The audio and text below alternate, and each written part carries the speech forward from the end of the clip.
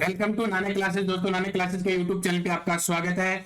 आज Rajasthan police constable राष्ट्रीय, अंतर्राष्ट्रीय और राजस्थान करंट अफेयर्स के पार्ट नंबर 5 को लेके आए हैं। जैसे कि आपको पता है कि आपके लगभग आपको पता लग गया होगा कि किस जिले में आपका एग्जाम होने वाला है, किस पारी में होने वाला है और कितनी तारीख को होने वाला है। तो ये क्लियर आपका हो चुका है, तब उसी हिसाब से अपना मेंटेन कर लेना, कब जाना है, किस प्रकार। अब आपके पास बहुत ही कम दिन है, यानी बड़े बड़े माने तो 10 दिन आपके पास सिर्फ बच चुके हैं। तो उसमें आपको क्या करना है, किस प्रकार पढ़ना है, तो 2021-22 के संपूर्ण निचोड़ का एक और वीडियो आपके सामने आ रहा है। तो जल्दी से वीडियो को शेयर आप जरूर करें, लाइक करें। अगर आप चैनल पे नए हैं तो इसको सब्सक्राइब करें। तो पहला प्रश्न देखिए, किस भारतीय खिलाड़ी को मालदीव स्पोर्ट्स अवार्ड 2022 में प्रतिष्ठित स्पोर्ट्स आइकन पुरस्कार से सम्मानित किया गया?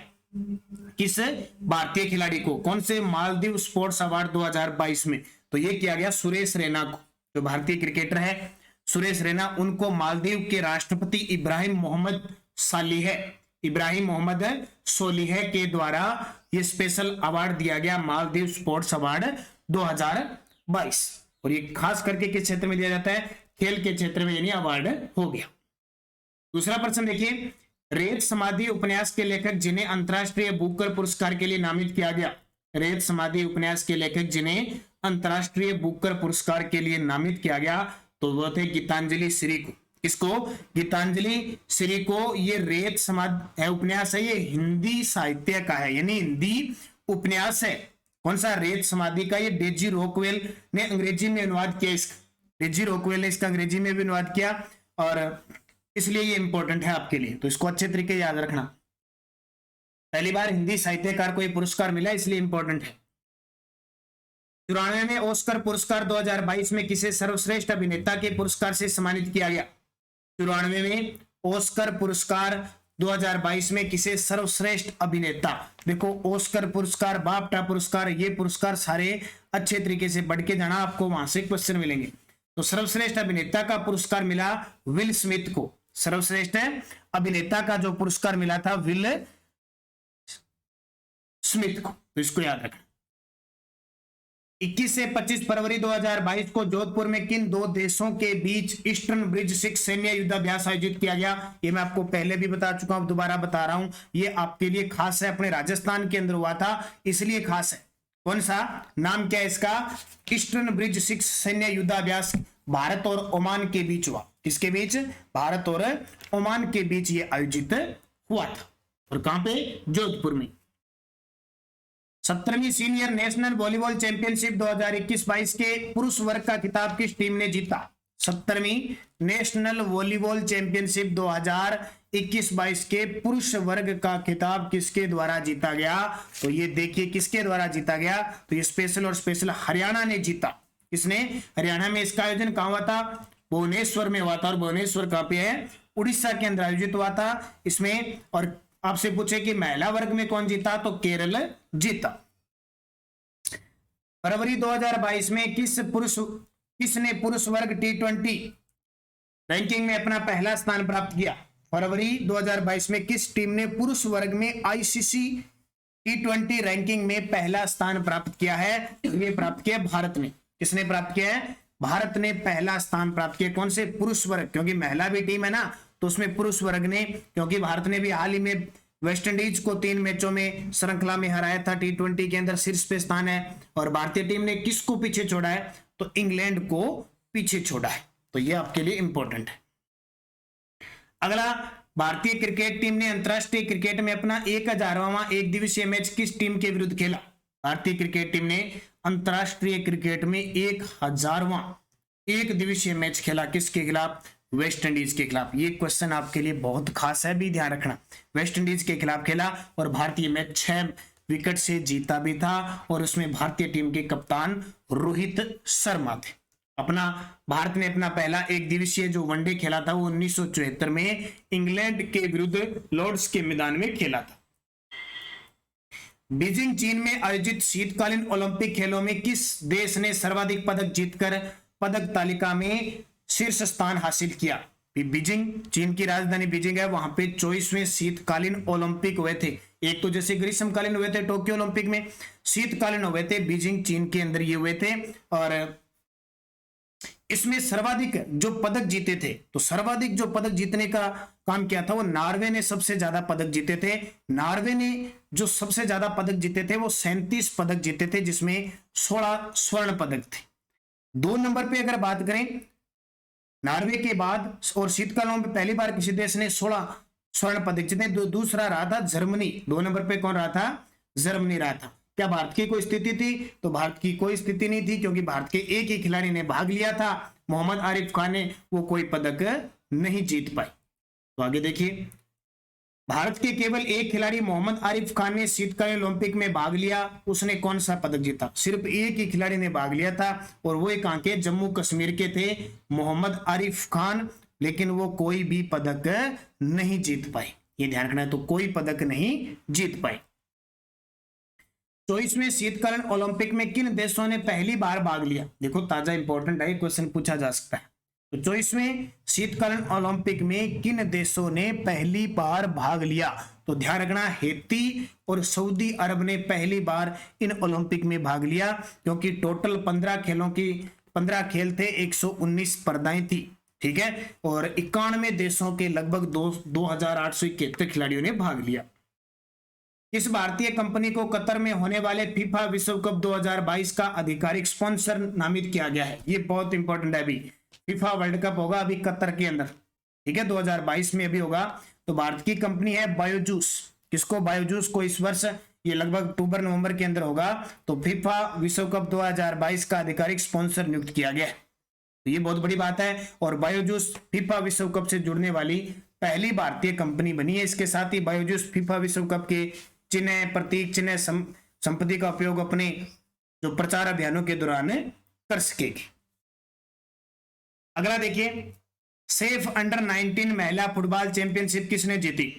सेफ अंडर 19 महिला फुटबॉल चैंपियनशिप किसने जीती हाल ही में? तो ये जीती भारत ने। किसने जीती? सेफ अंडर 19 महिला फुटबॉल चैंपियनशिप भारत ने जीत ली। तो ये बहुत इंपॉर्टेंट है। जमशेदपुर झारखंड के अंदर हुई थी और बांग्लादेश को हराकर ये जीती। भारत के किस खिलाड़ी को लॉरेंस विश्व खेल पुरस्कार में ब्रेक थ्रू पुरस्कार 2022 की श्रेणी में नामित किया गया है? भारत के किस खिलाड़ी को लॉरेंस विश्व खेल पुरस्कार में ब्रेक थ्रू पुरस्कार 2022 की श्रेणी में शामिल किया गया है? तो ये नीरज चोपड़ा, बहुत बड़ा नाम है नीरज चोपड़ा, जिन्होंने टोक्यो ओलंपिक में भाला फेंक में स्वर्ण पदक जीता था। इससे पहले सचिन तेंदुलकर सन 2000 के अंदर, ये 2000 के अंदर और 2020 के अंदर, और पहलवान है हमारी विनेश फोगाट 2019 में नामित हो चुकी है। किस भारतीय खिलाड़ी को बीबीसी की Indian sports women of the year चुना गया है? किस भारतीय खिलाड़ी को बीबीसी की Indian sports women of the year चुना गया है? तो ये चुना गया है मीराबाई चानू को। किसको? मीराबाई चानू, टोक्यो ओलंपिक में जिन्होंने रजत पदक जीता था, उनको चुना है, और इन्होंने 49 किलो भार वर्ग में जीता था। तो ये बहुत बड़ी बात है, ओलंपिक में रजत पदक जीतने वाली पहली भारतीय महिला भारोत्तोलन बनी थी। और मीराबाई चानू है कहां की? मणिपुर की। 19वीं एशियन बिलियर्ड्स चैंपियनशिप 2022 के खिताब के विजेता खिलाड़ी हैं। तो 19वां एशियन बिलियर्ड्स चैंपियनशिप 2022 के खिताब जीता था पंकज आडवाणी ने। बहुत ही खास चर्चित खिलाड़ी है पंकज आडवाणी, इन्होंने ये खिताब जीता। All England open badminton championship 2022 की पुरुष एकल स्पर्धा के खिताब के विजेता खिलाड़ी बनी है। All England open badminton championship, तो ये जीते हैं विक्टर एथ सेल्सन, जो डेनमार्क के हैं, इन्होंने जीता है। उप विजेता कौन रहे? ये बहुत बड़ी बात है, भारत के लक्ष्य सेन को हराकर इन्होंने जीता है। भारत के लक्ष्य सेन को हराकर जीता है। अब ऑप्शन में देखिए, पुलेला गोपीचंद और प्रकाश पादुकोण, दो बड़े नाम हैं। ये प्रकाश पादुकोण ने 1980 में और पुलेला गोपीचंद ने 2001 के अंदर ये कभी खिताब जीता था। ये इंपॉर्टेंट है। और लक्ष्य सेन को हराया, ये प्रश्न यहां से आ सकता है। विक्टर एथसेल्सन जीते हैं डेनमार्क की। अंतरराष्ट्रीय निशानेबाजी खेल महासंघ द्वारा आयोजित ISSF निशानेबाजी विश्व कप 2022 में किस देश ने पदक तालिका में शीर्ष स्थान हासिल किया है? तो किस देश ने पदक तालिका में हासिल किया? अपने भारत ने। भारत ने ये जो 2022 का मिस्र के कायरा में आयोजित हुआ था, ये ISSF निशानेबाजी विश्व कप मिस्र की राजधानी काहिरा के अंदर आयोजित हुआ था और इसने भारत शीर्ष पे रहा था, दूसरे स्थान पे नॉर्वे रहा था। स्विस ओपन बैडमिंटन टूर्नामेंट 2022 के महिला एकल खिताब की विजेता खिलाड़ी बनी है स्विस का मतलब स्विट्जरलैंड के अंदर हुआ ओपन बैडमिंटन टूर्नामेंट 2022 के महिला एकल का खिताब पीवी संधू ने जीता। ये बहुत बड़ा नाम है, भारत की स्टार बैडमिंटन खिलाड़ी पीवी संधू ने ये खिताब जीता। इन्होंने एक इंग्लैंड की बुसानन ओंग थी, उन्हें पराजित करके ये जीता है।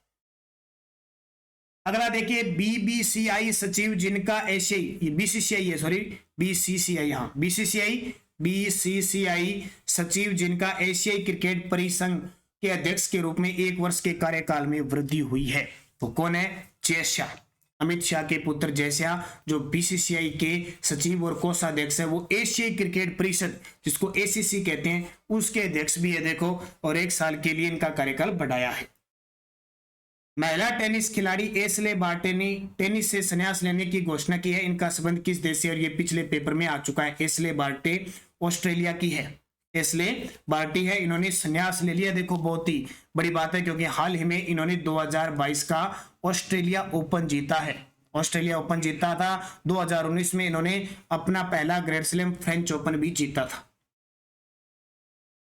इसके बाद देखिए भारतीय महिला क्रिकेट टीम की कप्तान जो 6 आईसीसी महिला विश्व कप खेलने वाली पहली खिलाड़ी बन गई। ये देखो खेल जगत से पुरस्कार से ये क्लास बहुत इंपॉर्टेंट है क्योंकि आपके पास सिर्फ दिन बचे हैं, बड़े बड़े 10 दिन बचे हैं और आपके एग्जाम सेंटर भी शायद दूर दूर दिए होंगे, ये बड़ी समस्या है।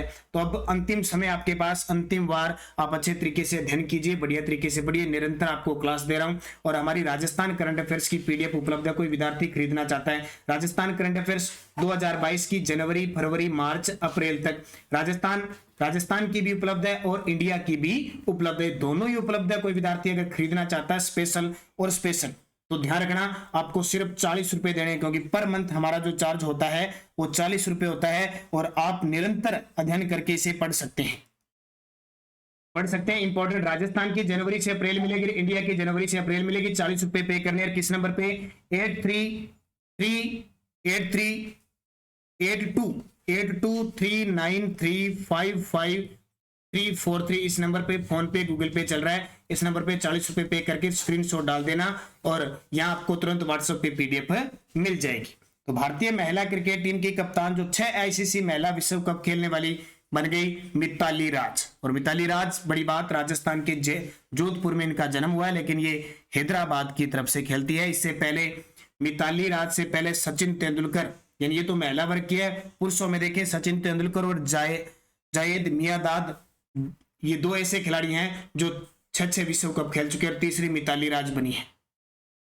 7 जनवरी 2022 के पहले अग्रिम अनुमानों में 2021-22 में जीडीपी में वृद्धि दर प्रतिशत रहने की अनुमानित की गई है। देखो 2000 जो वसुंधरा सरकार थी जब वो भर्ती आई थी 13,000 की लगभग आसपास, ठीक है। उस भर्ती में ये जीडीपी वगैरह के क्वेश्चन बहुत आए थे। अब हो सकता है ऐसे अभी भी पूछ लिए जाए, इसलिए थोड़ा सा इनको पढ़ के जानो। तो 7 यानी जनवरी 2022 के पहले अग्रिम अनुमानों के अनुसार 2021-22 में जीडीपी में वृद्धि दर कितने प्रतिशत अनुमानित की गई है? तो कितने प्रतिशत अनुमानित की गई है? तो ये आपको अच्छे तरीके से याद रखना है क्योंकि ऐसे प्रश्न हो सकता है पूछा जा सके। तो 9.2%, कितनी? 9.2% अनुमानित की गई है। भारतीय रिजर्व बैंक द्वारा फरवरी 2022 तक मुद्रास्फीति दर में रिवर्स रेपो दर की स्थिति क्या है? आरबीआई द्वारा फरवरी 2021 में मुद्रास्फीति दर में रिवर्स रेपो दर जारी की गई। तो रिवर्स रेपो दर कितनी है? 3.35%। अगर आपसे पूछे एमएसएफ कितनी है, एमएसएफ दर कितनी है? 4.25 है। इसके अलावा आपसे पूछे बैंक दर कितनी है, बैंक दर 4.25 है। आपसे पूछे रेपो दर कितनी है? 4% है। इसके अलावा आपसे पूछे एसएलआर यानी जो साविधिक तरलता अनुपात होता है एसएलआर, वो है 18%। ये पूछा जाता है। सीआरआर पूछे 4%। विश्व के इस्पात संघ के आंकड़ों के अनुसार विश्व में इस्पात का दूसरा सबसे बड़ा उत्पादक राष्ट्र कौन सा है? विश्व के इस्पात संघ के आंकड़ों के अनुसार विश्व में इस्पात का दूसरा बड़ा उत्पादक राष्ट्र कौन सा है? तो अपना भारत है। कौन सा है? भारत है, विश्व का दूसरा है। ये इंपॉर्टेंट है, क्वेश्चन पूछा जा सकता है किसी भी तरीके से। और पहला पूछ ले तो पहला चीन है। भारतीय रिजर्व बैंक ने फीचर फोन के लिए किस यूपीआई आधारित पेमेंट प्रोडक्ट को लॉन्च किया है? भारतीय रिजर्व बैंक ने फीचर फोन के लिए किस यूपीआई आधारित पेमेंट प्रोडक्ट को लॉन्च किया है? तो यूपीआई 123 पे। समुद्र को प्रदूषण से बचाने के लिए वन ओशन समिट सम्मेलन कहां आयोजित किया गया?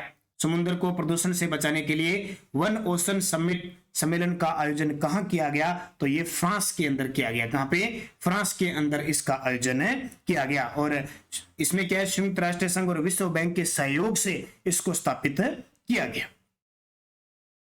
फसल बीमा पॉलिसी वितरण अभियान मेरी पॉलिसी मेरा हाथ का शुभारंभ किस राज्य द्वारा किया गया? फसल मेरी पॉलिसी मेरा हाथ का शुभारंभ किस राज्य के द्वारा किया गया? तो ये किया गया आपका देखिए मध्य प्रदेश के द्वारा। तो कौन सा? मध्य प्रदेश के द्वारा किया गया। इंदौर जिले के अंदर प्रधानमंत्री फसल बीमा योजना के अंतर्गत, प्रधानमंत्री फसल बीमा योजना के अंतर्गत जो फसल बीमा पॉलिसी वितरण है, मेरी पॉलिसी मेरा हाथ का शुभारंभ किया गया। और मध्य प्रदेश के मुख्यमंत्री कौन है? शिवराज सिंह चौहान। और केंद्रीय हमारे देश के कृषि मंत्री हैं नरेंद्र सिंह तोमर के द्वारा ये किया गया। स्माइल योजना का संबंध किस विभाग से है? स्माइल योजना का संबंध किस विभाग से है? तो ये स्माइल योजना है वो किस विभाग से संबंधित है? तो ये देखिए किसके द्वारा? सामाजिक न्याय व अधिकारिता विभाग के द्वारा शुरू की गई। तो केंद्रीय सामाजिक न्याय व अधिकारिता विभाग के मंत्री कौन है? तो डॉक्टर वीरेंद्र कुमार है। ये मंत्री वगैरह राजस्थान के, भारत के अच्छे तरीके से पढ़ के जाना, यहाँ से क्वेश्चन पूछा जा सकता है।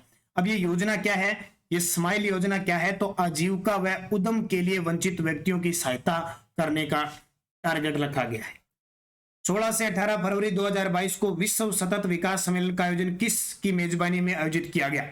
16 से 18 फरवरी 2022 को विश्व सतत विकास सम्मेलन का आयोजन भारत की अध्यक्षता में, यानी भारत की मेजबानी में आयोजित किया गया। इंपॉर्टेंट, अच्छे तरीके से इसको याद रखना। आपको सीधे सीधे प्रश्न आएंगे इंडिया के।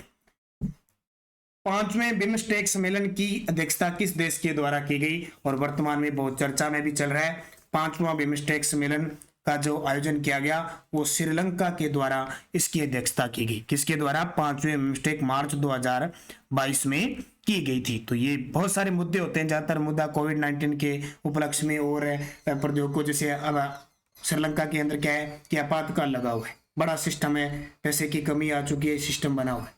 भारत के यूपीआई मंच को लागू करने वाला पहला देश बना है।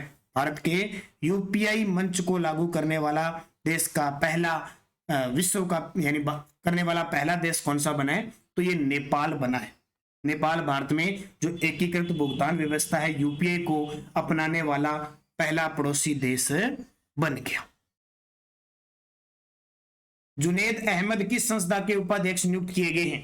जुनैद अहमद तो विश्व बैंक के नियुक्त किए गए हैं। विश्व बैंक के उपाध्यक्ष। आपको अच्छे तरीके से पढ़ना है क्योंकि आपसे क्वेश्चन आएंगे पेपर में।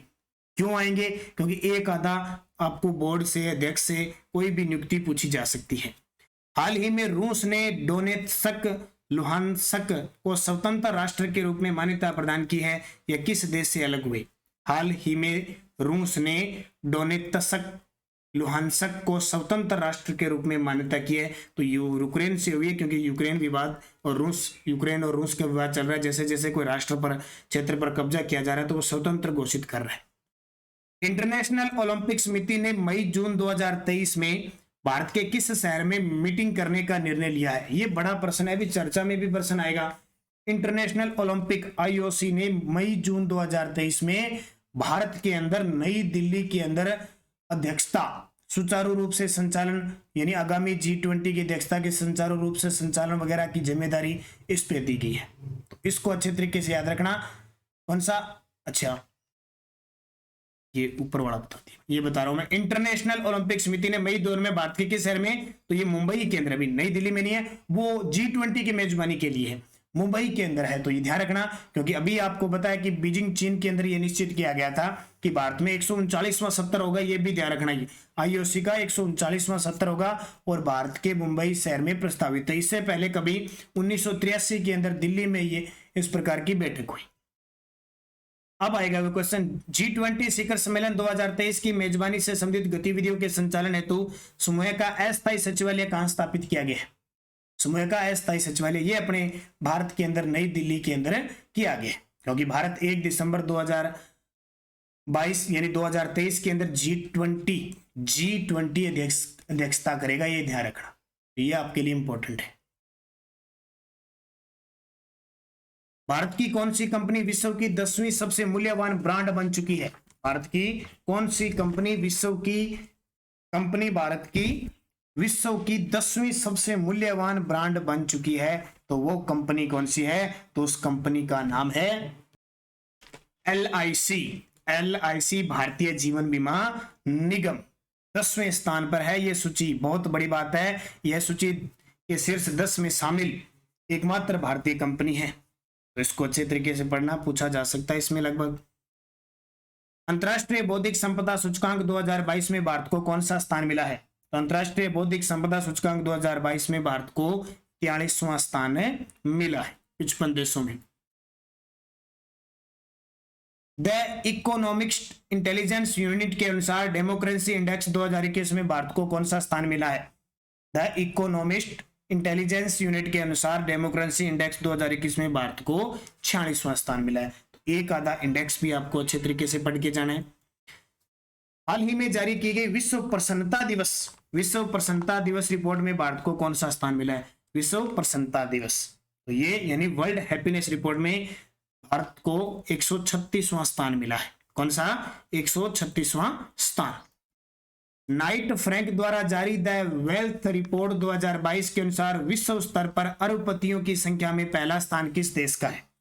अरबपतियों की संख्या में पहला स्थान किस देश का है? तो सबसे ज्यादा अरबपति कहां पे? अमेरिका में। कहां पे है? सबसे ज्यादा अमेरिका में है, फिर 2 नंबर पे चीन में है, फिर 3 नंबर पे भारत में है, और 4 नंबर पे जर्मनी में है। किशिदा फूमियो किस देश के प्रधानमंत्री है जो मार्च 2022 में भारत की यात्रा पे रहे? किशिदा फूमियो, तो नाम से पता चल रहा है फूमियो, जापान। कैटलिन नोवाक किस देश की पहली महिला राष्ट्रपति चुनी गई है?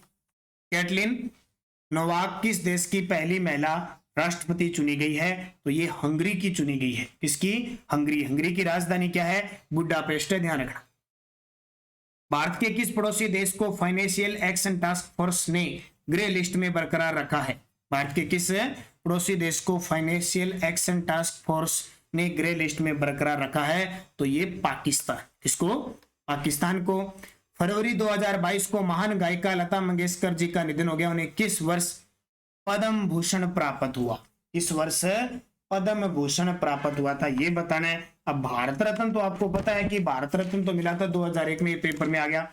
पद्म भूषण कब मिला था? तो पद्म भूषण 1969 में मिला था। राजस्थान के सीकर जिले के निवासी स्वतंत्रता सेनानी जमुना लाल बजाज के पोते जिनका हाल ही में निधन हो गया। जमुना लाल बजाज बहुत बड़ा नाम है, इनके पोते राहुल बजाज का निधन हो गया। स्वच्छ भारत मिशन ग्रामीण के अध्यक्ष अगले चरण दूसरे चरण है ये फरवरी 2020 में शुरू हुआ। इसका उद्देश्य सभी गांवों को कब तक खुले में शौच मुक्त करना है? सभी गांवों को कब तक खुले में शौच मुक्त करना है, ठीक है। स्वच्छ भारत मिशन ग्रामीण का द्वितीय चरण है ये। तो इसका टारगेट कब तक है? तो इसका जो टारगेट है 2024 तक है, 2024। अप्रूवल रेटिंग सर्वे में दुनिया के सबसे लोकप्रिय नेता आए हैं। अप्रूवल रेटिंग सर्वे में दुनिया के सबसे लोकप्रिय नेता हमारे देश के प्रधानमंत्री नरेंद्र मोदी। हाल ही में चर्चित सुरक्षा प्रणाली कवच का संबंध किस विभाग से है?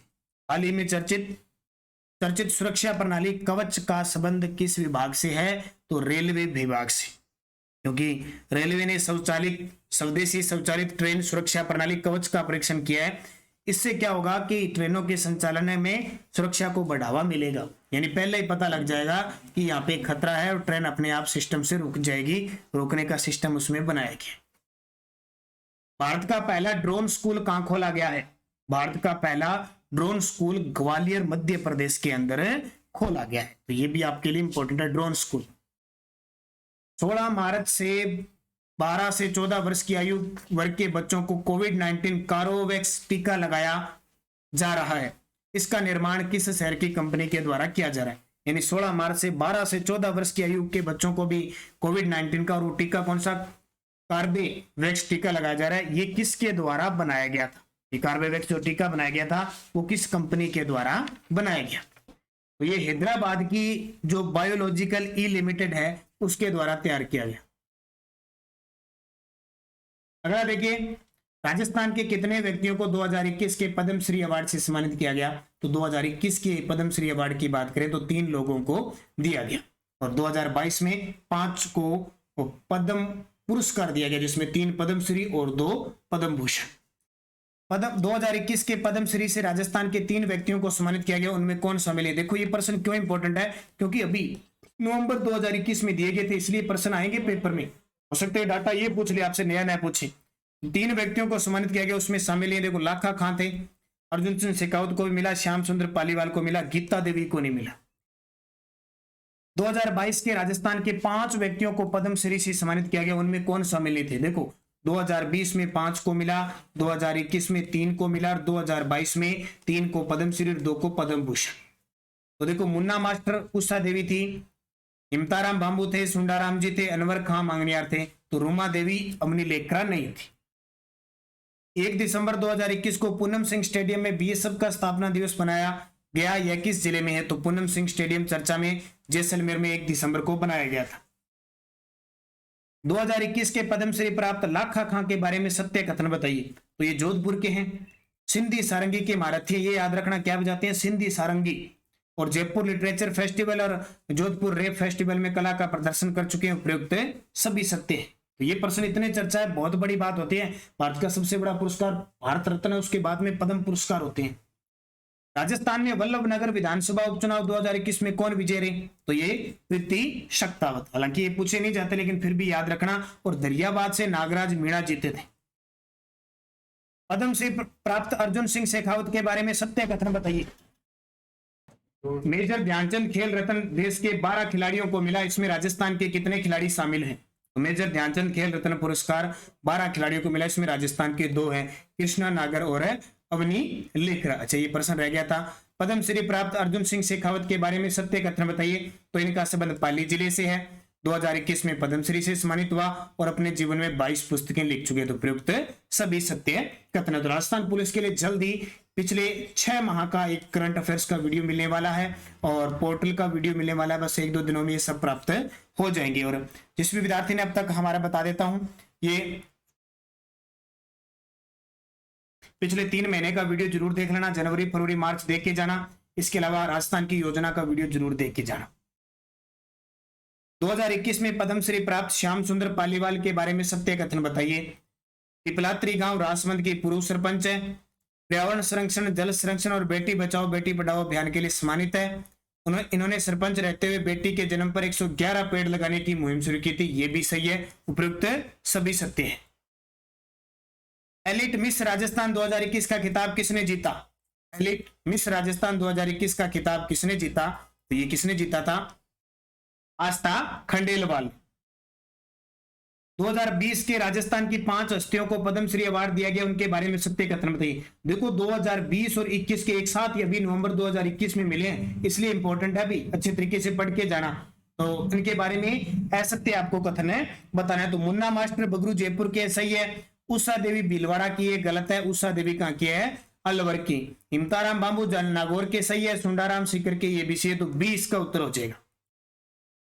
राजस्थान का कौन सा निकाय कचरा मुक्त स्टार सिटी बन गया है? राजस्थान का कौन सा निकाय कचरा मुक्त स्टार सिटी बन गया है? तो ये डूंगरपुर, अक्सर चर्चा में रहते हैं स्वच्छता के मामले में। 2020 के पद्मश्री प्राप्त मुन्ना मास्टर के बारे में सत्य कथन बताइए। ये प्रश्न आपके लिए इतने इंपॉर्टेंट है कि हमेशा ही काम देंगे आप। तो मुन्ना मास्टर के बारे में बात करें तो ये बगरू जयपुर के रहने वाले हैं, बिल्कुल सही है। रामकृष्ण भजन गायक है, बिल्कुल सही है। इन्होंने श्री श्याम सुरभि वंदना नाम से किताब लिखी थी, ये भी सही है, उपयुक्त सभी सत्य कथन है। 2020 के पद्मश्री सम्मान प्राप्त करने वाली उषा देवी के बारे में सत्य कथन बताइए। तो उषा देवी अलवर जिले की है, 7 साल की उम्र में मेला ढोने वाली उषा देवी है। स्वच्छता की दिशा में अपने दर्शकों के काम के साथ सुलभ इंटरनेशनल की अध्यक्ष भी बन गई, बिल्कुल सही है, तो प्रयुक्त सभी सत्य हैं। 2020 का पद्मश्री सम्मान प्राप्त करने वाले सुंडाराम वर्मा के बारे में सत्य कथन बताइए। संबंध सीकर से है, बिल्कुल। पानी बचाने की तकनीक से 50,000 पेड़ लगाए, और पेड़ों को सिर्फ 1 लीटर पानी की जरूरत पड़ती है, ऐसी तकनीक नहीं है। जब पौधा लगाते हैं ना तो 1 लीटर पानी से ही तैयार हो जाता है शुरुआत में पौधा। ऐसी तकनीक अपनाई सुंडाराम जी ने। उपयुक्त सभी तो बिल्कुल बनता है। पर्यावरण के क्षेत्र में जो भी काम करेगा ना उसको पुरस्कार पक्का है। 2020 की पद्मश्री प्राप्त उस्ताद अनवर खान और इम्ताराम बांबू के बारे में सत्य कथन बताइए। उस्ताद अनवर खान और इम्ताराम बांबू, और इम्ताराम बांबू पर तो डॉक्यूमेंट्री फिल्म बन रही है, इसलिए चर्चा में है, बड़ी शानदार। तो इम्ताराम बांबू नागौर के सुखवासी निवासी हैं। अनवर खान मांगणियार लोक गायक हैं, ये भी सही है। अनवर खान जैसलमेर के बैया गांव के रहने वाले हैं, ये भी सही है। उपयुक्त सभी सत्य कथन है। तो ये 2020 में 5 को मिले पद्मश्री और 2021 में 3 को पद्मश्री मिले। ये 5 और 3 8 इंपॉर्टेंट है, और अभी 2022 में मिले 8 और 5 13। अच्छे तरीके से पढ़ लेना, घुमा फिरा के खूब प्रश्न आएंगे। और टोक्यो ओलंपिक में पूर्वी चंद, ये अवनी लेखरा, कृष्णा नागर, देवेंद्र जाजरिया, इनसे खूब प्रश्न आएंगे। केंद्रीय साहित्य अकादमी द्वारा 2020 के हिंदी भाषा का पुरस्कार किसे दिया गया? तो हिंदी भाषा का जो पुरस्कार दिया गया वो हिंदी भाषा का ये PS राघवन को दिया गया, जबकि राजस्थानी भाषा का भंवर सिंह सामौर को। और 2021 में किसको दिया राजस्थानी भाषा को? मिथेश निर्मोही को। गरड़िया महादेव पर्यटक स्थल को बेस्ट आइकॉनिक लैंडस्केप डेस्टिनेशन चुना गया, ये किस जिले में है? तो ये गरड़िया महादेव पर्यटक स्थल है कोटा के अंदर, इसको याद रखना। इंडिया टुडे टूरिज्म अवार्ड 2021 समारोह में डेजर्ट फेस्टिवल को बेस्ट फेस्टिवल डेस्टिनेशन का अवार्ड मिला, यह किस जिले में? डेजर्ट यानी मरु महोत्सव। तो मरु महोत्सव जैसलमेर में आयोजित होता है, याद ही रखना। ऊंट महोत्सव बीकानेर में, थार महोत्सव बाड़मेर में। पूर्व CM हीरालाल शास्त्री व उनकी पत्नी रत्ना शास्त्री के नाम पर किन सड़कों का नामकरण होगा? मुख्यमंत्री पूर्व CM हीरालाल शास्त्री हमारे राजस्थान के पहले CM थे, उनकी पत्नी रत्ना शास्त्री के नाम पर जयपुर शहर, जोबनेर जयपुर और निवाई टोंक के जो सड़कें हैं उनका नाम होगा। लंदन की रॉयल सोसाइटी ऑफ केमिस्ट्री का फेलो बनाया गया, इनका संबंध किस IIT से है? लंदन की रॉयल सोसाइटी ऑफ केमिस्ट्री का फेलो बनाया गया है, इनका संबंध किस IIT से है? तो ये याद रखना, IIT जोधपुर। भारत और न्यूजीलैंड के बीच 17 नवंबर को सवाई मानसिंह स्टेडियम में अंतरराष्ट्रीय T20 मैच खेला गया, यह किस जिले में है? तो सवाई मानसिंह स्टेडियम आप सारे जानते हैं जयपुर के अंदर है, राजस्थान का एकमात्र अंतरराष्ट्रीय हवाई अड्डा। यूनेस्को ने श्रीनगर को क्रिएटिव सिटी ऑफ नेटवर्क की श्रेणी में शामिल किया है। लोक कला के क्षेत्र में जयपुर को कब शामिल किया गया? तो जयपुर को कब शामिल किया गया था? 2015 में। राज्य कर्मचारियों के वेतन विसंगति आदि अनेक मामलों में अध्ययन के लिए मुख्यमंत्री द्वारा किसकी अध्यक्षता में एक समिति के गठन को मंजूरी दी गई? तो खेमाराम चौधरी, विसंगतियों को दूर करने के लिए। इसके अलावा देश में पहली बार किस राज्य की विधानसभा में 14 नवंबर को बाल सत्र का आयोजन किया था? देश की पहली विधानसभा हुई जिसने 14 नवंबर को बाल सत्र का आयोजन किया था, राजस्थान। और सारे विद्यार्थी चैनल को सब्सक्राइब जरूर करना जो नए हैं, क्योंकि हमारी रोज सुबह 7:30 पर राजस्थान करंट अफेयर्स की क्लास आती है फिक्स शाम को 9 बजे। इस समय जो आज यहाँ पे ये क्लास मिली, राजस्थान GK की क्लास आती है स्पेशल, और 161 वीडियो डाले जा चुके हैं उसमें, वो क्लास जरूर देखें, क्योंकि कांस्टेबल का पेपर देने के बाद भी आपको अभी राजस्थान के अंदर 14,000 के आसपास LDC की भर्ती आ रही है, जिसका एग्जाम दिसंबर के अंदर होगा। REET, first grade, second grade सब एग्जामों के लिए इंपॉर्टेंट है, और हमारी टेस्ट सीरीज भी उपलब्ध है। कोई विद्यार्थी लेना चाहता है तो नानक क्लासेज ऐप के ऊपर 50 प्रश्नों की डेली टॉपिक वाइज टेस्ट मिलता है। 50 दिन चलेगा, 50 टॉपिक होंगे, उसके अंदर मात्र 50 रुपए। आज ही नानक क्लासेज ऐप डाउनलोड कीजिए प्ले स्टोर से जाके, और उसमें जाके स्टोर में जाइए, आपको ये पोस्टर मिलेगा, उस पर खरीद सकते हो। आपके भाई बहन है, बड़े कोई भी तैयारी कर रहे हैं, रीट की, first grade, second grade, VDO mains की, कंप्यूटर अनुदेशक की, लैब असिस्टेंट, राजस्थान का कोई भी एग्जाम है, ये टॉपिक वाइज आपका सब क्लियर हो जाएगा। तो आज ही, क्योंकि महज 50 दिन बहुत होते हैं, 50% रोज के, और टॉपिक वाइज 50 टॉपिक मिलेंगे 50 रुपए में। देखो सिर्फ 50 रुपए में आपको मिल रहा है, बड़ी शानदार क्लास है। जल्द ही हम आगे वाले जो रीट वगैरह है इनके भी अब जारी करेंगे, लेकिन ये राजस्थान GK का आपको इतना शानदार मिलेगा, इतनी जबरदस्त तैयारी होगी, तो मेरे कहने पर आप इसको खरीदिए। रोज का शाम को 6 बजे ये टेस्ट मिलेगा, रोज शाम को 6 बजे टेस्ट मिलेगा। 1 साल तक आपकी वैलिडिटी रहेगी।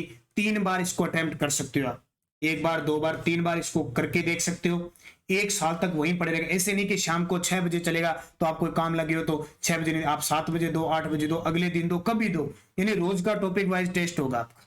ठीक है, तो इसको अच्छे तरीके से पढ़ना। ये शानदार आपके लिए। अगला देखो, बांसवाड़ा जिले के कालाखुंटा, तामेश्वरा और रूपाखेड़ी में हाल ही में चर्चा में रहने का कारण क्या है? तो मैग्नीज के विशाल भंडार मिले हैं। राजस्थान के कितने व्यक्तियों को 2020 का पद्मश्री मिला? देखो 21 में 3 को, 20 में 5 को। सैयद मुश्ताक अली ट्रॉफी T20 में राजस्थान के गेंदबाज रवि बिश्नोई ने किस टीम के खिलाफ हैट्रिक लगाई? तो रवि बिश्नोई ने किस टीम के खिलाफ हैट्रिक लगाई थी? जो अभी मुश्ताक अली ट्रॉफी हुई थी ना, एक तो ये ट्रॉफी अच्छे तरीके से याद रखना, आंध्र प्रदेश के खिलाफ, जोधपुर के हैं और वर्तमान में ये लखनऊ से खेल रहे हैं IPL। बांग्लादेश में आयोजित होने वाली साउथ एशियन बास्केटबॉल चैंपियनशिप में भारतीय टीम में राजस्थान के किस खिलाड़ी का चयन हुआ है? तो भारतीय टीम में पीयूष मीणा का चयन हुआ था। निम्न में से किसे 27वें जानकी देवी पुरस्कार से सम्मानित किया गया? जानकी देवी बजाज पुरस्कार से तो बाड़मेर की रूमा देवी।